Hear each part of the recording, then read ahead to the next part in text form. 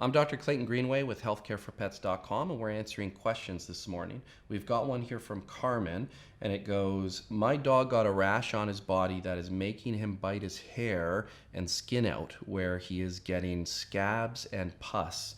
What is going on with him? He's 12 years old. I don't have health care nor money to take him to the vet. What should I do? Please help. So this is a common scenario, and all veterinarians deal with it where, let's face it, veterinary bills are expensive. And so it's very important that I work with clients and that they're upfront and honest with me about that, because then I can provide options that may be helpful, that are low cost. And getting these questions answered, I always strive to sort of treat the pet without having you spend all that money, but I still cannot overstate just how important it is to go get a veterinary appointment, see your veterinarian, make sure you know what condition you're dealing with, because if you don't figure that out, things can get a lot worse and more expensive down the road. So I really recommend that if you can do it.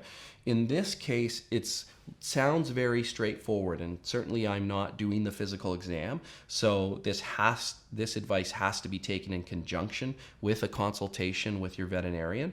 But it sounds as though there's a bacterial infection going on, and this is really common in dogs. The scabs and the pus would suggest that. Now, sometimes there's underlying issues like allergies, which can be quite complex, and I'd recommend you watch our videos about allergies.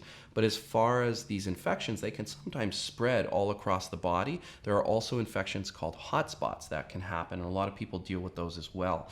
You can use oral antibiotics when you're dealing with a skin infection, but you can also try things like an antibacterial shampoo. You could drop by your vet and pick up something like that. That's not very expensive, and you could do a shampoo every other day. You could lather up that shampoo, leave it on for about 10-15 minutes, and then rinse it off. That will decrease the bacterial load, help control the infection. In some cases, if it's bad, you could even do it every day.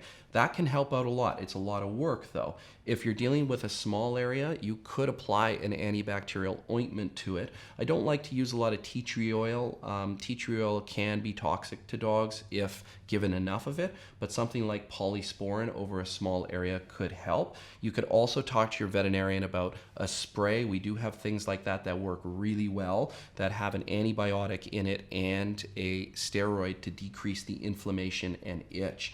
And these things can really help control infections without going to the level of medications. And that's ideally what we're trying to avoid, but there are things at home you can try first. If we had an infection somewhere on our arm, you can just start cleaning it, sterilizing it, so that you don't have to run to the hospital every time. So there's no harm in that. But if something is starting to get worse, and every day you're watching it and it's not improving, I definitely recommend you go to your veterinarian, because it could be something else and there could be something underlying this. We also have to remember that skin infections occur sometimes because the dog is somehow compromised another way. So they could be having an immune condition or another complicating factor underneath this. So it's always good to get a wellness exam, make sure that you run blood work and see that your dog is healthy otherwise, that there's nothing complicating this to have these infections happen. So these are things to consider, and I really wish you a lot of luck. Thanks for sending in the question, Carmen, and thanks for visiting healthcareforpets.com, where we're dedicated to your pet's health, and keep those questions coming.